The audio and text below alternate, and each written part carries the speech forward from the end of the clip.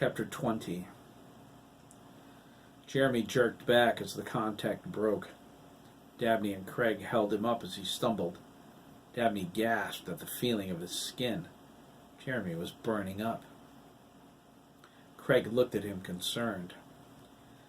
Jeremy set his feet and stepped away from them. He clenched his fists and started to shake. "Step back," Esmeralda whispered. "Quickly." They took a few steps, but when Jeremy's eyes glowed brighter, they sprinted to the back porch. Virginia took Chris by the hand. He looked at her and saw her eyes were on his brother. Jeremy howled and raged. A ball of telekinetic force shot out from his forehead and obliterated the cast-iron bench beneath Virginia's spruce tree. White spray-painted shrapnel burst forth in every direction. A piece slashed Jeremy's face, and he cried out. Craig cried out too. Jack Jr. looked at him. Craig held his cheek. It was bleeding under his hand. Jeremy's power faded as he reached up to his cheek. It also bled from a deep gash. Esmeralda walked over to him and crossed her arms. Their eyes met. Hers were stern with disapproval. Jeremy looked down at his feet. "Are you quite finished?" Esmeralda snapped. There was no sympathy in her voice. "I had him," Jeremy replied. "I had him, and I lost him." "That's no excuse for your display, young man," she scolded. She reached out and lifted his chin. Her hard stare made Jeremy cringe. "This is your first lesson, child," she continued. "You have to control the power. You have to control your emotions. If you don't, they will control you, and that will truly be a disaster." "I'm sorry," Jeremy replied. "Never mind that." She pointed to his torn cheek. "Look what you have done. You have hurt yourself." Jeremy shrugged and lowered his head. "It's healing already. I can feel it." He concentrated, and the wound filled with blue light. The light vanished, taking the wound with it. "See? I can make it heal faster if I try." Craig walked over and touched Jeremy's hand. When he did, he discovered he could make the power heal him too. They exchanged knowing glances. The power was growing. It was changing both of them.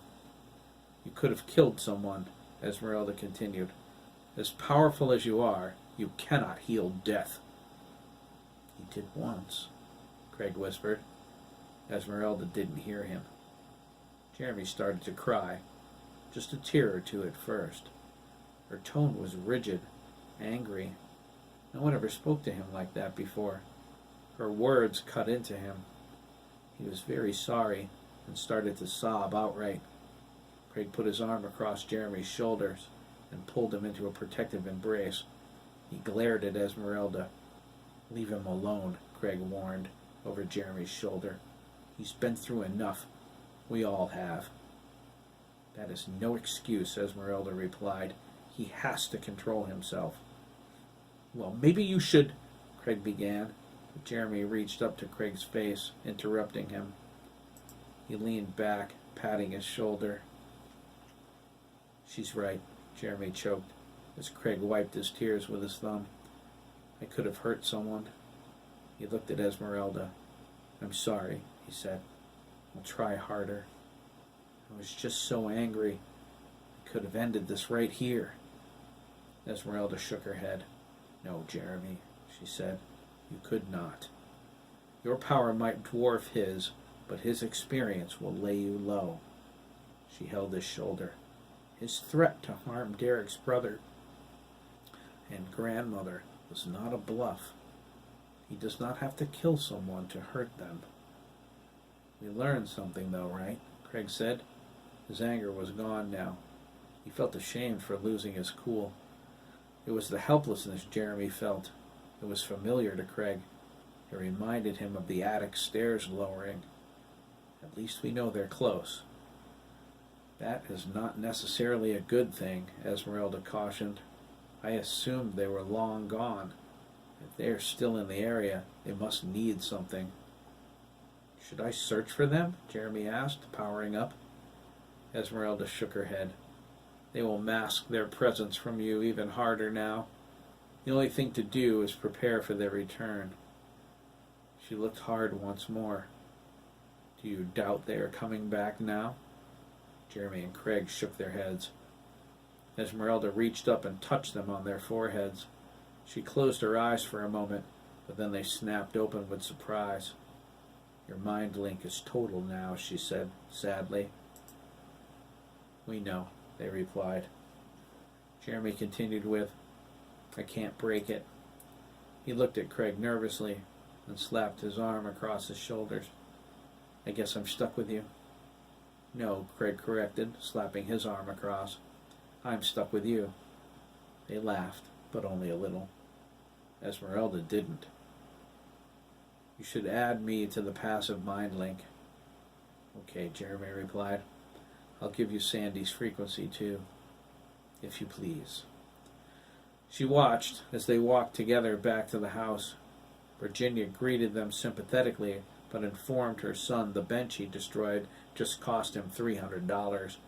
Esmeralda nodded, satisfied Jeremy's mother reinforced his chastisement. It was imperative for him to maintain self-control. She waited before going inside. The mind link between the two boys gravely concerned her.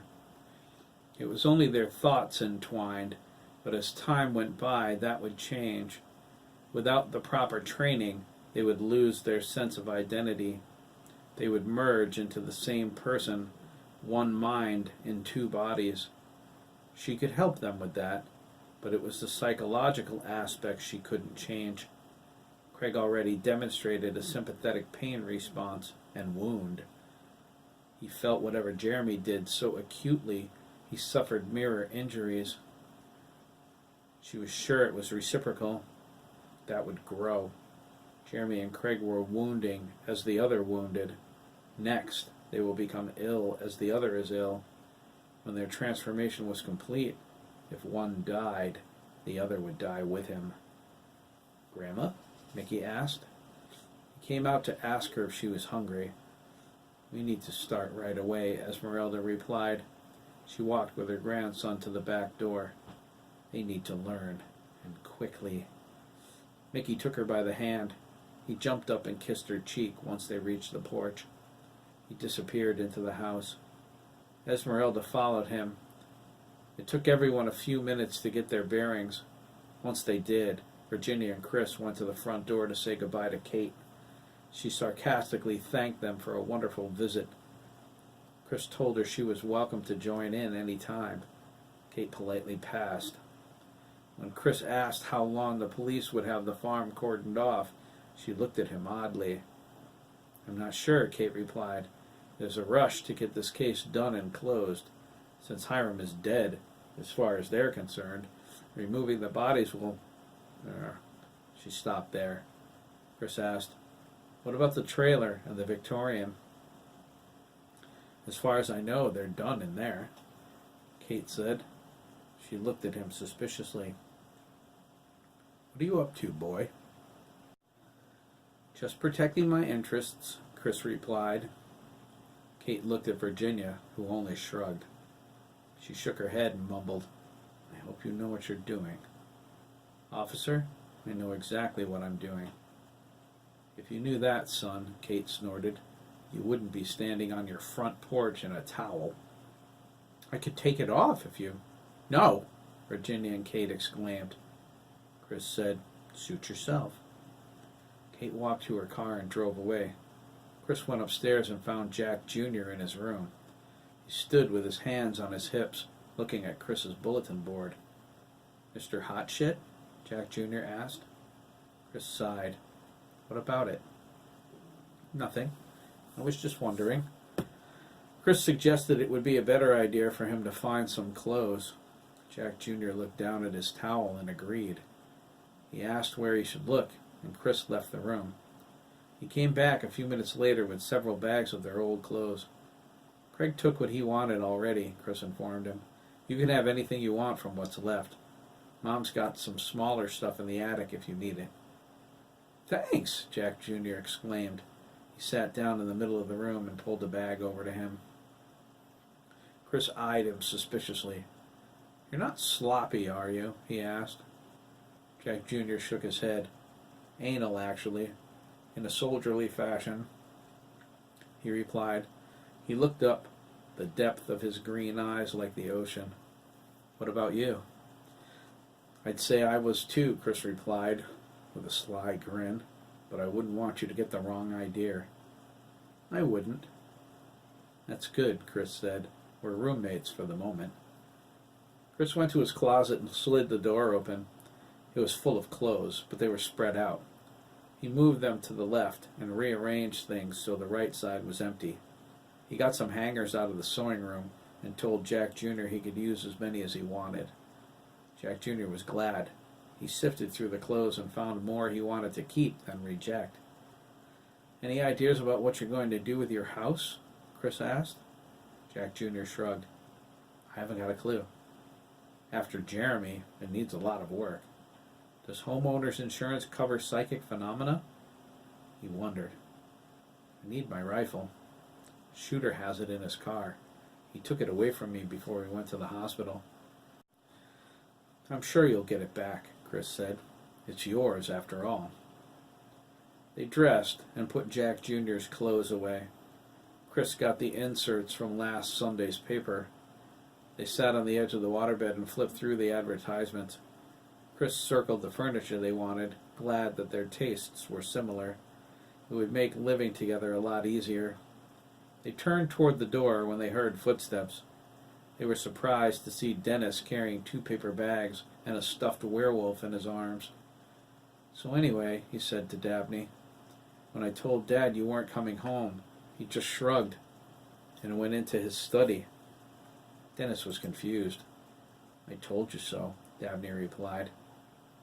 "I don't get it," Dennis said. "I figured he would hit the ceiling. What happened between you two?" "What about my things?" Dabney asked, ignoring the question. Dennis replied, "Dad said take what you want, just don't bother him." "Good," Dabney snorted. He took the werewolf and set it in Chris's room. "I won't. You can tell him he can do the same." Dennis shook his head. "You're going to live in here?" he asked, thumbing right at Chris, who he hadn't noticed. "Hey!" Chris exclaimed. "What's wrong with that?" He was a bit offended. Sure, it's not a suite in an estate, but still. Dennis looked into Chris's room. "Oh, hi, Chris." He noticed the expression on his face, reviewed what he'd just said, and nodded. "I didn't mean anything by it, dude." He smiled. "It's his clothes I'm wondering about. Your closet doesn't look very big. Dabney's suite has a walk-in one. It's full, too, trust me." "My belongings are going in the sewing room," Dabney said. "There's plenty of room. It's not like you're moving in, Dennis." "Your stuff's going in the sewing room, but you're staying with Chris?" Dennis asked, setting the bags on the floor. "That's what Jeremy said." "I am," Dabney replied. He put his arm around Chris's waist. Chris did the same thing, and they pulled one another close. Dennis's mouth fell open. "Are we?" Chris began, eyeing Dabney with a searching gaze. Dabney held his finger to Chris's lips. "If you're ready." "Are you?" Chris asked. "I am," Dabney replied with a sly grin. Jack Jr. moved in front of them and crossed his arms. "I'm staying in here too," he said. "Who are you, little dude?" Dennis asked. He focused on Jack Jr. while his mind tried to comprehend what his brother just revealed. "Dabney and Chris? For real? OMG!"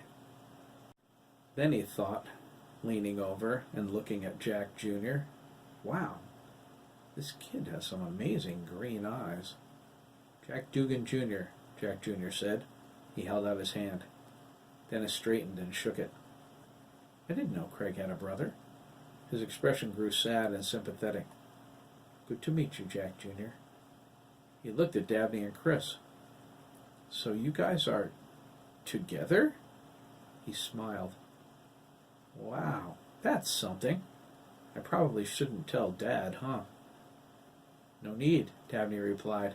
I'll tell him myself. Dude, seriously? Dennis gasped. Dabney turned to Chris, and their eyes met. They held hands around Jack Jr., facing each other. Jack Jr. slipped out and stood next to Dennis, his arms crossed, smiling. Dabney said, I don't know why we've been tiptoeing around our feelings, Chris. We both know what's happened. I'm not afraid. I don't want to live a lie or pretend I don't know how I feel. I want to be with you. I don't care who knows it. I'm not going to hide my feelings. Chris held Dabney's cheek and replied, I've never felt like this before, about anyone. I want to be with you too, in the open, everywhere, in front of the whole world. I want them to know we're together. If they don't like it, they can go to hell. Those sound like marriage vows, Dennis smirked. Dabney said, well, we know what comes next then. We do, Chris said. Yes, we do, Dabney agreed. Their lips met. It was a slow-motion peck, really, a smooch. They stared at each other, smiled, and then fell into each other's arms in a passionate kiss. Jack Jr. said to Dennis, I might have to stay in the sewing room more often than I thought. Dennis crossed his arms, too. His expression was delighted. Dabney and Chris separated with a soft pop. They rested their foreheads together, trying to catch their breath. That was amazing, Chris panted. Dabney reached up and pressed his cheek. Yes, it was. They laughed, hugged, and Chris went back to arranging things. Dabney eyed Dennis suspiciously. Dad's going to flip. Dennis laughed. Dennis, when I walk into that church Monday, I'll be holding Chris's hand, Dabney said frankly. He looked at Chris, who nodded emphatically. I want the whole town to know how much I love this guy. Love you too, Dabs, Chris said. God, Dabney, Dennis said. I had no idea, dude. That I was gay? Dabney asked. I didn't know either until I realized I was falling in love with McKee. Our eyes met on the bus one morning, and it just happened. Like zing, Chris agreed. It was amazing, dude, sincerely.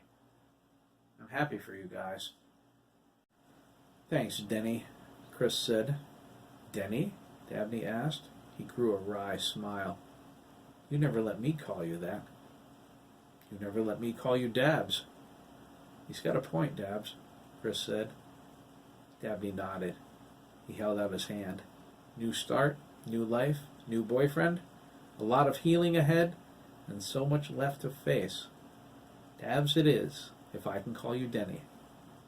I like gay you, Dennis said, shaking on it. It beats the hell out of asshole you. I like gay you, too. Dennis raised his eyebrows. Chris? Not me, dude, Chris replied, holding his hands up. I may not have realized my own sexuality, Denny, Dabney said, trying the name on for size, but I've always had amazing gaydar. Please don't tell Dad, Dennis pleaded. You can rub it in his face if you want, but I still have to live with him. Never, Dabney assured him. He mumbled. Now, where should I start? Looking around. Dennis pointed at the sewing room. He suggested they ask Virginia what they should do with all of the clothes. You're going to help me? If you want, Dennis replied. You're still my brother. Dabney scratched his head. I should have moved out a long time ago, he muttered. Like sometime right after my birth. Dabney found Virginia in Thomas's study. She was going through his things, gathering the papers she needed for their meeting with Thurman. She told Dabney it was okay for him to pile the clothes from the sewing room on the couches in there. She meant to go through them anyway. The sewing machine and her embroidery could go in a corner of the garage until she had time to get things organized. Okay, thanks, Dabney said. As he turned to leave, he added, I'm dating Chris, by the way. I thought you should know.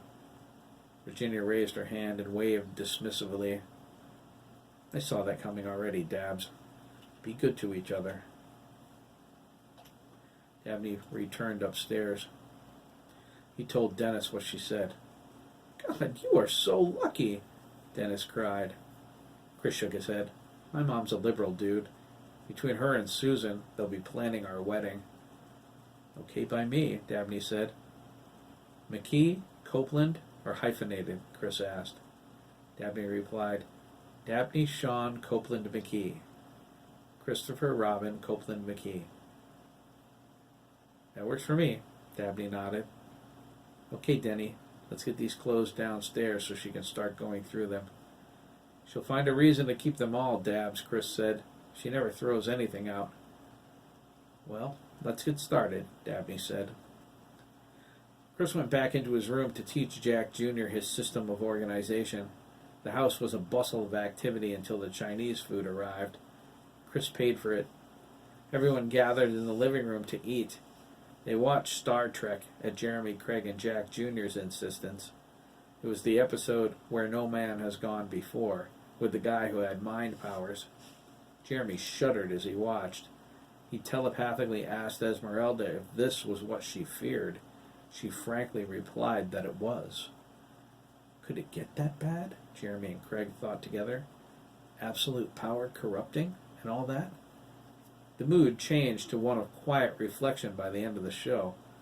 It was dark out, and everyone was tired. Dennis was invited to spend the night, but he politely declined. It was enough his family lost one son today. He didn't want them to worry about losing another. He took a rain check, but didn't leave for home until well after midnight. He stayed with Dabney until everything was ready for him to move in. Dennis promised to get a moving van tomorrow and said he would call when he was ready. Chris told him to wait until the afternoon. There was something he wanted to do in the morning that involved everyone. He refused to elaborate. He called the Ramirez brothers and asked them to meet him at the farm after the milking. Dabney volunteered to help this time. Jack Jr. said he was going too. Chris tried to call Matt, but his voicemail picked up. He assumed Linda was standing there when he made the message, since it said nothing sarcastic. He would call again in the morning. Matt would change it when he had a chance. He always did. No one was surprised when Derek knocked on the door a little after dinner. Celia told Virginia that Derek had a nightmare and insisted she bring him back to his friends. She apologized and said Dougie was going to stay with her until the funeral. She expressed some regret she couldn't get Derek to change his mind. Virginia said they would do whatever they could to help. He loves you all, Celia said before she left. My daughter made the right choice when she picked you to care for them. Don't worry, Virginia said. You have an open invitation. You can see your grandchildren whenever you like. Celia was glad. They were all she had left. Derek found Jeremy in his room and ran to him. He dove onto the bed and hugged him with all of his might. There was nothing he needed to say. Craig joined them in a wall of friendship against the coming storm. They fell asleep that way, huddled together. Jeremy and Craig both holding Derek between them. Dabney spotted them later on his way upstairs to bed and stopped to cover them. So, this is a real family? He asked.